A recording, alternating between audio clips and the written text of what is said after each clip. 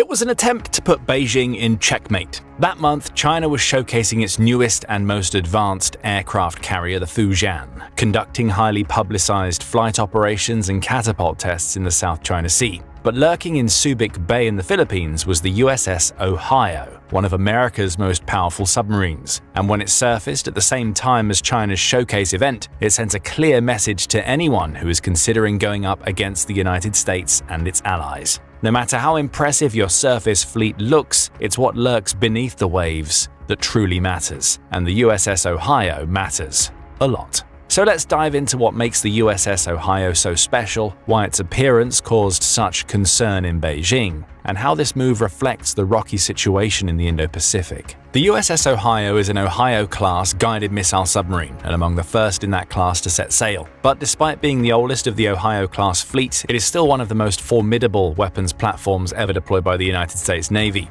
Originally commissioned in 1981 as a ballistic missile submarine meant to carry nuclear weapons as a deterrent during the Cold War, the USS Ohio itself was transformed into a guided missile submarine between 2002 and 2006. This conversion was nothing short of extraordinary. The Navy removed the original 24 Trident ballistic missile tubes and replaced the majority of them with launchers that would fit up to 154 Tomahawk cruise missiles. That's more firepower than most countries' entire naval arsenals. Each Tomahawk missile has a range of roughly 1,000 miles and can strike targets with pinpoint accuracy, whether they're hardened bunkers, command centers, or naval installations. But the Ohio's capabilities don't stop at missiles. The submarine also serves as a loadout platform for the US Special Operations Forces, particularly Navy SEALs. 2 of its missile tubes were converted into lockout chambers that can hold up to 66 Special Operations personnel and their equipment. This makes the Ohio not just a strike platform, but a multi-mission asset capable of covert operations deep in contested waters. What wasn't changed is how the submarine can stalk its targets in the open seas.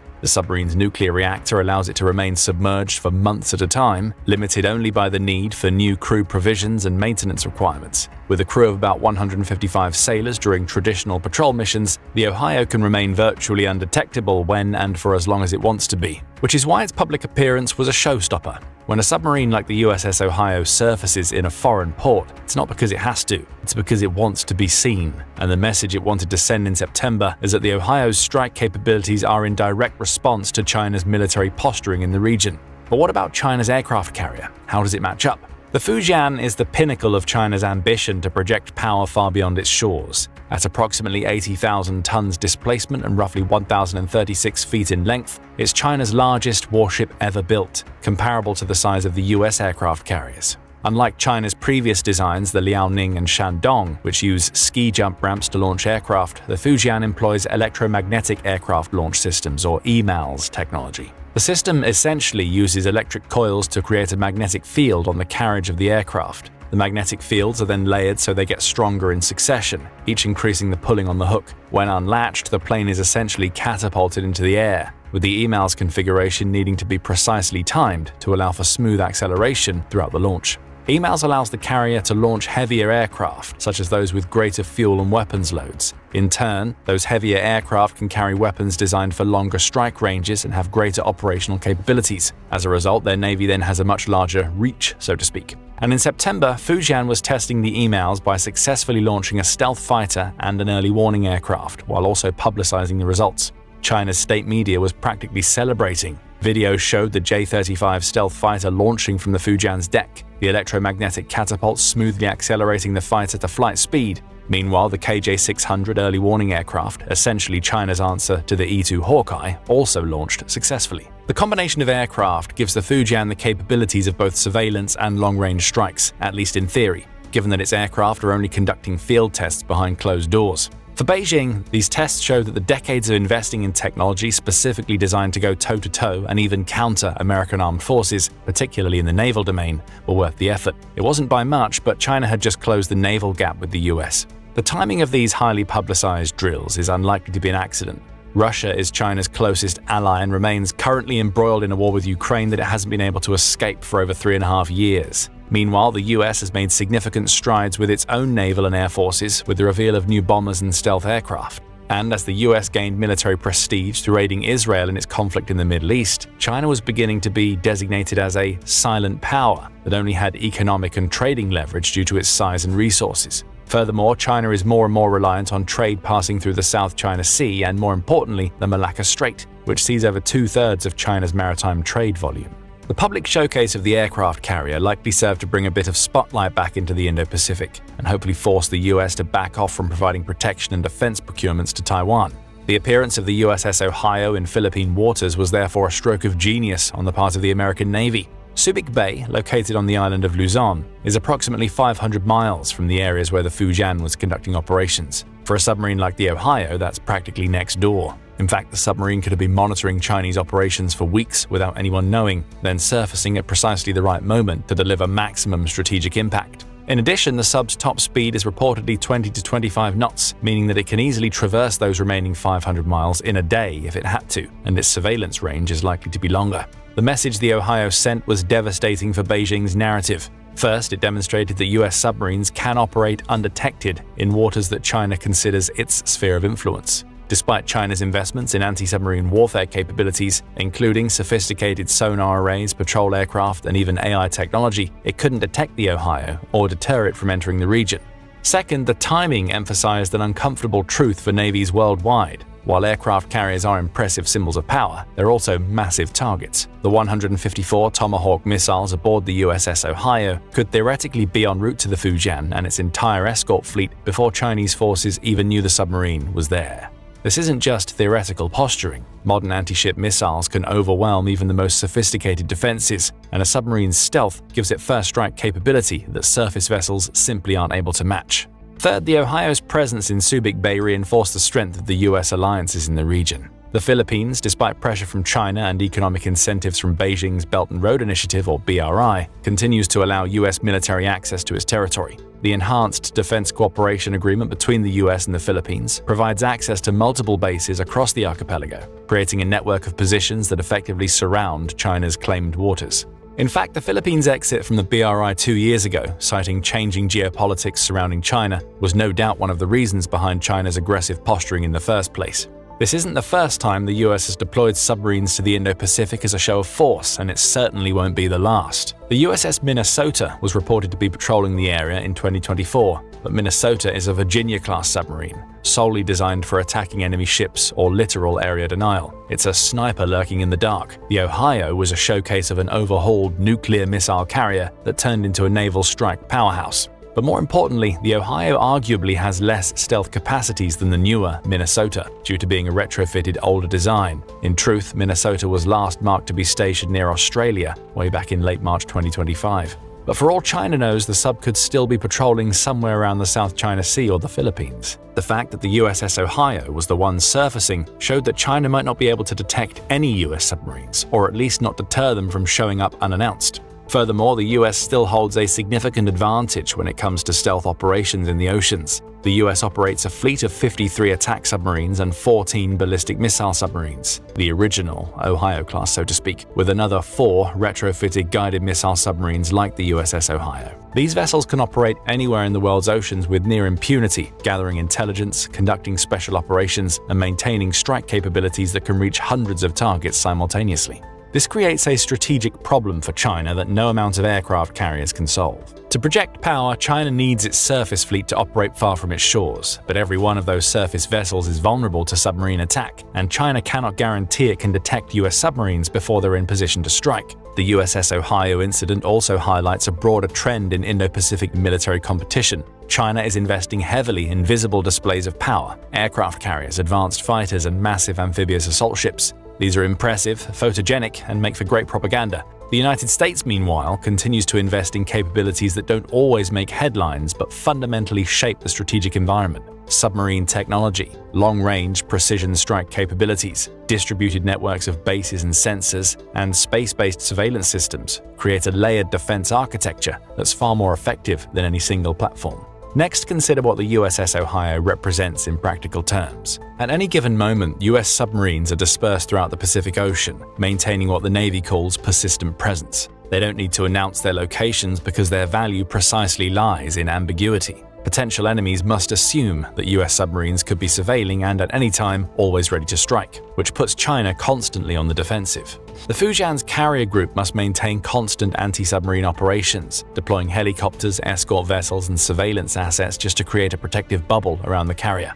This consumes more resources China doesn't have, requires significantly more investments, and ruins the image of the Fujian being the ultimate answer to America's naval superiority. Then there are those Tomahawks we mentioned earlier. The Ohio's ability to carry 154 Tomahawk missiles means it can threaten targets deep within Chinese territory. Coastal installations, airfields, command centers, missile batteries, radar sites – all of these become vulnerable the moment an Ohio-class submarine enters the region. China's area denial strategy, built around using long-range missiles to keep US carriers at bay, becomes far less effective when US submarines can approach Chinese shores undetected. Then there's also the fact that China is still incredibly behind the US in terms of sheer technology. The Fujian is China's first carrier with EMALS technology, yes, but even a year ago, we've seen multiple reports, which we've covered in a separate video, that it's nowhere near the Gerald R. Ford aircraft carrier in terms of sheer power projection, robustness, and technical integrations. Furthermore, its operating fighters and support aircraft are still being refined and tested. The J-35 stealth fighter, while advanced, lacks the combat-proven track record of the F-35C that operates from US carriers and has been noted to need multiple engine and design changes to even be workable. The KJ-600 was only seen in sporadic tests, owing to the fact that it was completely incompatible with China's previous aircraft carriers. In contrast, US carrier operations represent decades of institutional knowledge, combat experience, and technological refinement. American carrier strike groups maintain sophisticated command and control networks that have been patrolling Allied waters for generations, having been present in every major conflict the world has seen in the past 30 years. Even in the Middle East, the US has used its aircraft carriers to create mobile forward bases and deny extremist groups the opportunity to take control of vital naval passages. Bottom line, the USS Ohio itself represents technology that China has yet to match. Beijing has publicized footage of nuclear ballistic submarines, including the famous 094-094A Jin nuclear model, which can carry both traditional anti-ship missiles and dedicated nuclear weapons, and is supposedly faster than the USS Ohio. However, since China doesn't seem to have tested the submarine far from the coast, it remains to be seen how stealthy they actually are and if they can avoid US surveillance systems. Additionally, most of China's attack submarines are diesel-electric, meaning they're much noisier and have greater refueling and restocking requirements than nuclear-powered subs. This puts the retrofitted Ohio in a class of its own, one that China might not know what to do about until it's too late. Beyond the direct US-China dynamic, the USS Ohio's appearance carries significant implications for Taiwan, as that small island is practically the main point of contention between the US and China that can have global implications. China has repeatedly stated its intention to reunify Taiwan with the mainland by force if necessary. The Fujian's carrier operations are likely partly designed to prepare for a potential Taiwan blockade or full-on invasion, providing air coverage and long-range reinforcements that would be essential in any amphibious operation against the island. However, any Chinese operation against Taiwan would require maintaining control of the seas around the island and protecting vulnerable transport and amphibious assault ships during the most dangerous phase of the operation. This is where US submarines become absolutely critical. A handful of Ohio-class and Virginia-class attack submarines could potentially devastate a Chinese amphibious fleet before it even reaches Taiwan. Each submarine could launch dozens of anti-ship missiles, creating a layered defense that would be extraordinarily difficult for China to overcome. Additionally, Taiwan's recent movements to improve its own coastal defenses provide it with a porcupine strategy that China might find too expensive to go through before any protracted conflict becomes dangerous for China's economy. Remember, just because China doesn't recognize Taiwan as independent, it doesn't mean it doesn't utilize the island's industrial prowess. Taiwan leads the world in advanced microchips and has repeatedly had to deny China the opportunity to source the newest models from the island. Still, China is a significant importer of Taiwan's chips, fueling the country's appliances and commercial technologies. In 2022, China accounted for over 40% of Taiwan's exports, mainly in electronics parts. While the trend reversed to the US being a major partner in 2025, China still profits from the island's proximity and booming microchip production. Which brings us full circle to China and the US continuously trying to one-up each other for control through military and economic power projection in the Indo-Pacific. As both nations continue their military modernization, the submarine domain represents one area where the US's advantages are likely to persist for the foreseeable future. The US is currently producing Virginia-class attack submarines at a rate of 1.2 boats per year, with plans to increase production further. These submarines incorporate the latest stealth technology, advanced sensors, and improved weapon systems. The Navy is also developing the Columbia-class ballistic missile submarines to replace the aging Ohio-class boomers, ensuring that the submarine deterrent remains credible for decades to come. The USS Ohio and its 3 retrofitted cousins will likely remain a core part of its broader strategy for a while longer. Meanwhile, China is playing submarine catch-up. While they are no doubt investing in submarine technology, it's going to take more than just building new vessels to match the US. It will require developing the industrial base, training the crews, establishing the maintenance infrastructure, and accumulating the operational experience that allows the submarines to be used effectively. These are all areas where the US has decades of advantage. Moreover, the geography of the Indo-Pacific favors US submarine operations. China's naval forces must pass through several strategic choke points to reach the open ocean, including the Miyako Strait, the Bashi Channel, and the Malacca Strait. Each of these can be monitored and, if necessary, controlled by US and allied submarines operating in conjunction with air and surface forces. To become a true global naval power, China needs to operate throughout the world's oceans. Yet to do that safely, it needs to accurately detect submarines. But despite various claims to have done so, China has provided no real way of knowing how close or behind they are in that regard. The September 2025 face-off between the USS Ohio and China's Fujian carrier group perfectly encapsulates the current state of Indo-Pacific naval competition. China is building an impressive surface fleet and making real technological strides. But the United States maintains a stranglehold on the domains that matter most: subsurface warfare, long-range precision strikes, and the ability to project power across vast distances without being detected. While China's carriers make for dramatic photographs and impressive propaganda, it's the submarines that no one sees that truly shape the strategic balance. The USS Ohio's appearance, even older models, are still practically undetectable to Allied and enemy capabilities, and that the US is not going to take aggressive posturing in the South China Sea lightly. As tensions continue to simmer in the Indo-Pacific and China continues to expand its military capabilities, the competition between superpowers intensifies. But like a chess match, sometimes the most significant moves are often the most subtle. Hundreds of feet below the surface, the Ohio-class submarines patrol undetected, ready to strike at a moment's notice. China can build all the aircraft carriers it wants, but until it solves the submarine problem, those carriers will always be vulnerable, their crews always wondering if an American submarine is lurking beneath them, watching, waiting, and ready to remind Beijing that in the depths of the Pacific Ocean, the United States Navy still reigns supreme. Thanks for watching. If you'd like to know more about the Fujian and how it stacks up against American aircraft carriers, watch this video. And to stay up to date on geopolitics and new developments in military technology and capabilities worldwide, subscribe to The Military Show for daily videos.